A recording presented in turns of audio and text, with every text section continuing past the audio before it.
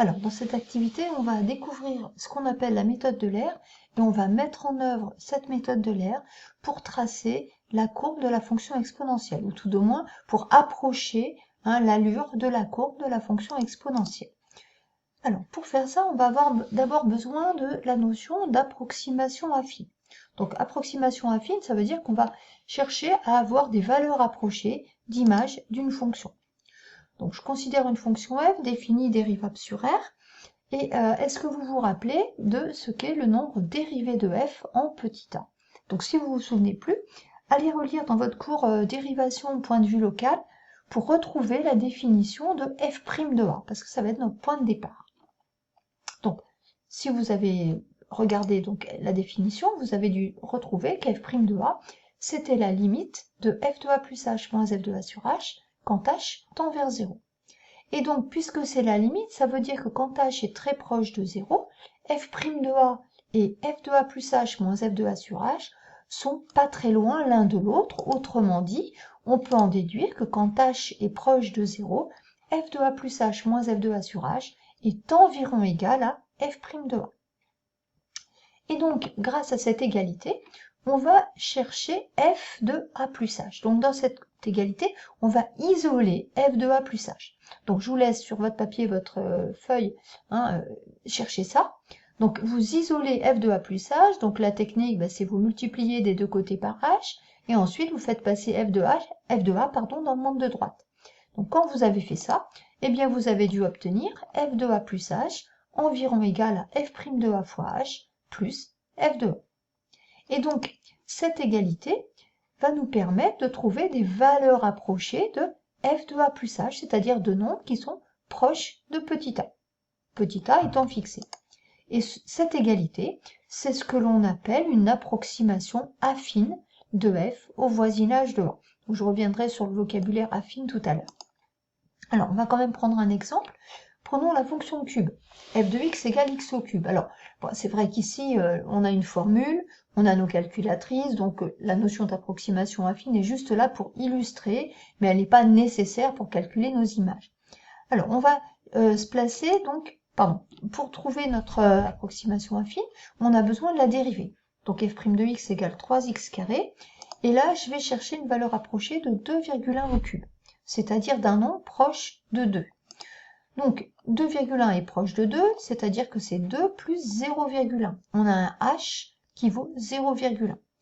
Toujours pour mettre en œuvre notre égalité, on a besoin de f de 2, qui fait 8, grâce à la formule, et de f' de 2, qui fait 12, puisque 3 fois 2 au carré, ça fait 12. Et donc, l'approximation affine, ici, va s'adapter en donnant f de 2 plus h, environ égal à f' de 2 fois h, plus f de 2. f' de 2, c'est 12, f de 2, c'est 8, donc quand on remplace, f de 2 plus h, environ égal à 12h plus 8, et comme notre h fait 0,1, on trouve que f de 2,1 est environ égal à 9,2. Alors, si on le faisait à la calculatrice, on trouve 9,261 comme valeur exacte, donc on voit qu'en fait, au 6 centièmes près, on est quand même assez proche de la vraie valeur. Donc ça, c'est pour trouver une valeur approchée avec une nouvelle formule. Alors maintenant, quand même, avant de passer à la méthode de l'aire, on va regarder sur un graphique de quoi il s'agit. Alors, j'ai retracé la courbe de la fonction cube, j'ai mis en évidence le point de coordonnées 2, 8, puisqu'on est au voisinage de 2, 2,1 c'est proche de 2, et on va regarder un petit peu à la loupe ce qui se passe justement autour de ce point. Donc là, j'ai tracé la courbe de la fonction cube, et ici on aperçoit donc la tangente à la courbe au point d'abscisse 2. Alors quand on fait un zoom autour de ce point, le point qui était en rouge tout à l'heure c'est celui-ci, et donc en fait on s'aperçoit que la valeur exacte donc qu'on a trouvée à la calculatrice 9,261 eh bien correspond au point noir, c'est le point qui est sur la courbe de la fonction cube. En rouge c'était la tangente.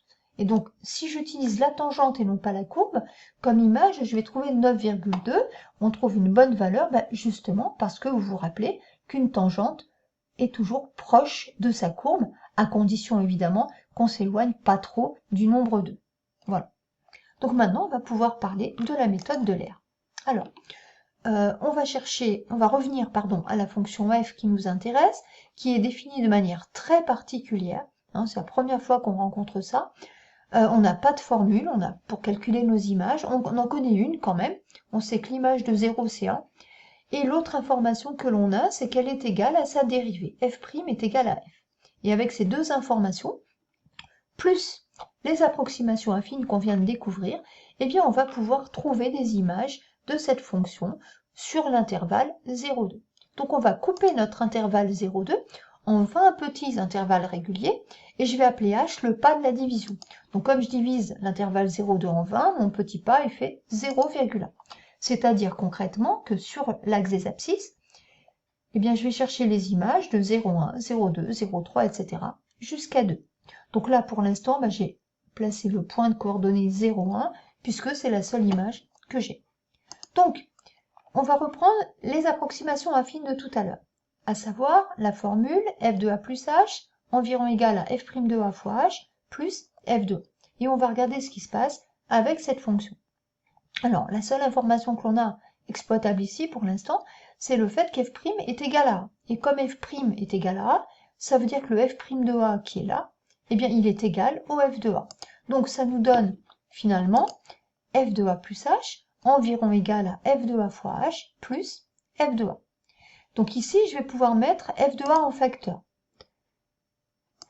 Alors, quand je mets f de a en facteur, je vais avoir f de a facteur de 0,1 plus 1. Donc le 1 qui vient ici, c'est le 1 parce que f de a, c'est 1 f de a. Et donc, en calculant 0,1 plus 1, finalement, on trouve f de a plus 0,1 environ égal à 1,1 fois f de a. Donc ça veut dire, et c'est ce qu'on va faire, que, par exemple, si je veux calculer f de 0,2, donc f de 0,2, a égale 0,1, donc f de 0,2, ça sera environ 1,1 fois f de 0,1. f de 0,3, ça sera environ 1,1 fois f de 0,2, etc. Donc, c'est ce qu'on va appliquer maintenant. Alors, je reprends la formule qu'on a trouvée, et le principe de la méthode de Lair, c'est justement de faire ces calculs d'image de proche en proche.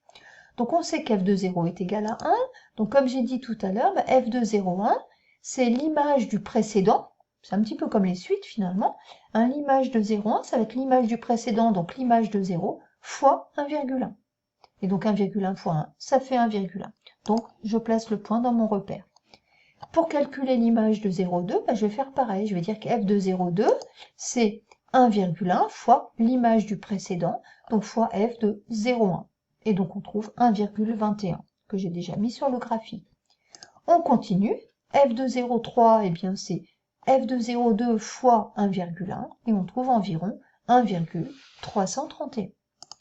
On continue comme ça, avec le même processus, à chaque fois, si vous regardez bien, comme pour les abscisses, j'ai un pas de 0,1, j'ajoute 0,1 à chaque fois, les images, c'est ce qu'on a trouvé ici dans notre approximation affine. Pour passer d'une image à l'autre, c'est-à-dire d'une ordonnée à l'autre, on multiplie tout simplement par 1,1.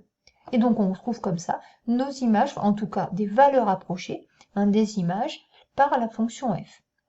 Et donc, une fois qu'on a placé tous ces points, on obtient une allure, à peu près, de la courbe de la fonction f que l'on cherche sur l'intervalle 0,2. Alors, cette fonction f, elle porte un nom, c'est la fonction exponentielle.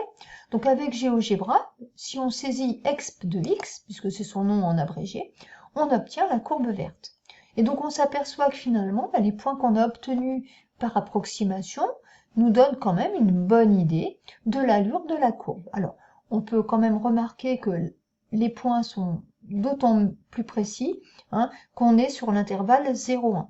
Après, on s'éloigne un petit peu. Alors, on aurait pu faire un tracé plus précis en prenant un pas beaucoup plus fin, c'est-à-dire au lieu de prendre 0,1 pour nos abscisses, on aurait pu prendre 0,01. Donc, on aurait eu le même principe. Alors, par contre, ça n'aurait pas été multiplié par 1,1, il aurait fallu retrouver la formule d'approximation affine, mais le principe aurait été le même. Et on aurait évidemment des points qui nous donneraient plus précisément la courbe de cette fameuse fonction exponentielle. Alors, cette fonction, nous, on l'a tracée sur l'intervalle 0,2, mais elle est définie sur R. Et donc, grâce à GeoGebra, on peut avoir sa courbe, et donc on obtient une allure de courbe de ce type-là. Donc on voit que c'est une courbe, donc on pressent, hein, on en reparlera tout à l'heure dans le cours, mais on pressent qu'on a donc une fonction qui est croissante sur R, et même on voit qu'elle augmente très vite, très fortement. Alors vous voyez aussi ici que j'ai privilégié l'image de 1. L'image de 1, donc bah, c'est exponentielle de 1, puisque ma fonction s'appelle exp, et cette exponentielle de 1, on a pour habitude de l'appeler E, et ça vous y reviendrez dans le cours.